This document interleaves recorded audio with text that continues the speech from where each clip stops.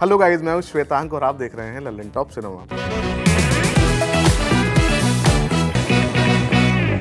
थलपति विजय अपने करियर के पीक पर थे, तब नेल्सन दिलीप कुमार ने उन्हें लेकर बीस्ट बनाई।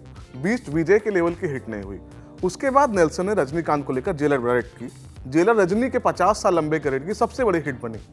लोकेश कनगराज ने कमल हसन को लेकर विक्रम बनाई, जो कि कमल के करियर की सबसे बड़ी हिट साबित हुई। अब उन्हीं लोकेश ने रजनी को लेकर कुली बनाई है, जिसके अनाउंसमेंट के बाद से देश भर में खलबली थी, क्योंकि अपनी अपनी विधा के दो धुरंधर साथ आ रहे थे। उम्मीदें चरम पर थीं, मगर कुली उस तरह की फिल्म बनकर नहीं निकल सकी जैसी विक्रम थी, या यूं कहें कि ये लोकेश के करियर की सबसे कमजोर फिल्म है। ये कंपैरिजन इसलिए ताकि सनद रहे कि अब तक कोई भी फिल्म मेकर हिट फिल्मों का फार्मूला क्रैक नहीं कर पाया है। अच्छी फिल्म बनाने पर आपका कंट्रोल हो सकता है, हिट फिल्म बनाने पर नहीं। कुली इन दोनों ही कसौटियों पर खरी नहीं उतरती। लोकेश की खासियत यह है कि वो अपनी तरह का सिनेमा बनाते हैं, और वहीं रजनीकांत अपने आप में सिनेमा है। मगर Lokesh Rajinikanth brand of cinema बनाना चाहते थे। सबसे भारी मिस्टेक यही हो गई। कुली न रजनी की फिल्म बन सकी न लोकेश की। दूसरी दिक्कत इस फिल्म के साथ ये रही कि इसे जबरदस्ती पैन इंडिया बनाने की कोशिश की गई। इस कड़ी में देश भर की इंडस्ट्री से एक्टर्स कास्ट किए गए। तमिल सिनेमा से रजनीकांत, तेलुगु सिनेमा से नागार्जुन, कन्नड़ा सिनेमा से उपेंद्र, मलयालम सिनेमा से सौबिन शाहिर और हिंदी सिनेमा से आमिर खान।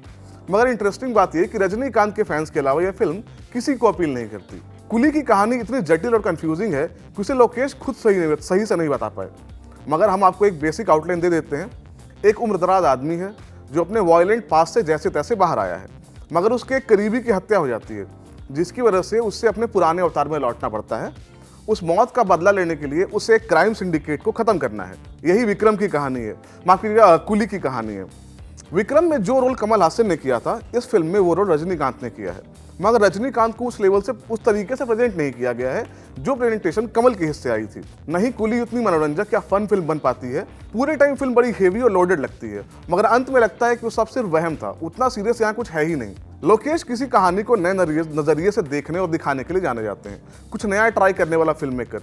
मगर इस दफे वो ट्राइड एंड टेस्टेड फार्मूले की ओर गए, क्योंकि उन पर रजनीकांत के स्टारडम को जस्टिफाई करने का प्रेशर था। मगर ऐसा करने में वो कॉन्फिडेंट नहीं लगते। ये चीज़ फिल्म में साफ तौर पे नजर आती है। जबकि रजनीकांत ने ये फिल्म इसलिए की क्योंकि वो लोकेश कनगराल स्टाइल सिनेमा करना चाहते थे। इस फिल्म में हुआ ये कि न माया मिली न राम। कुली एक सीधी सपाट कहानी हो सकती थी, जो शायद उससे बेहतर और एंटरटेनिंग बनती जो कुली है। मगर इस फिल्म में इतने सब प्लॉट्स और बैक स्टोरी और फ्लैशबैक्स हैं कि पिक्चर में रियल टाइम में जो हो रहा है उसमें आपका इंटरेस्ट ही नहीं रहता। हर 15 मिनट में एक नया ट्विस्ट आता है, जो आगे चलकर एक दूसरे ट्विस्ट का कारण बनता है।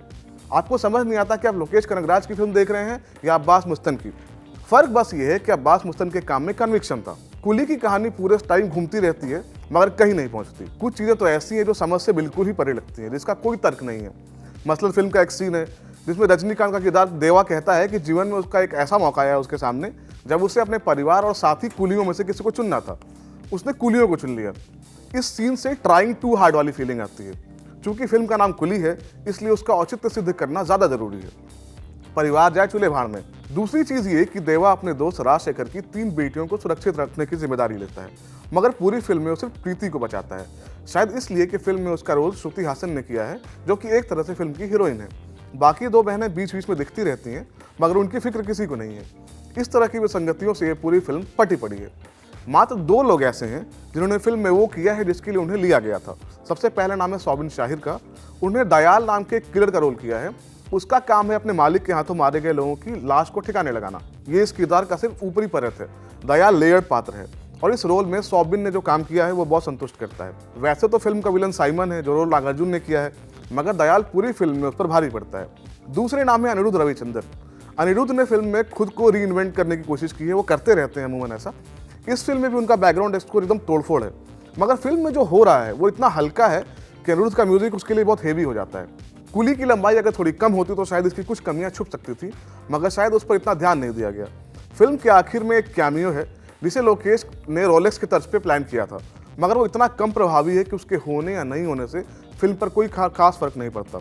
मेकर्स ने अपनी ओर से पूरी कोशिश की है कि फिल्म का कोई भी सिरा अधूरा न छूटे, मगर फिल्म खत्म होने के बाद भी आपके सारे डाउट्स क्लियर नहीं होते। ये चीज़ दर्शक होने के नाते परेशान और दुखी दोनों करती है। हालांकि हमारा मानना है, आपको क्या लगता है प्लीज़ कमेंट बॉक्स में बताएं। मैं था श्वेतांक और आप देख रहे थे लल्लन टॉप सिनेमा। शुक्रिया।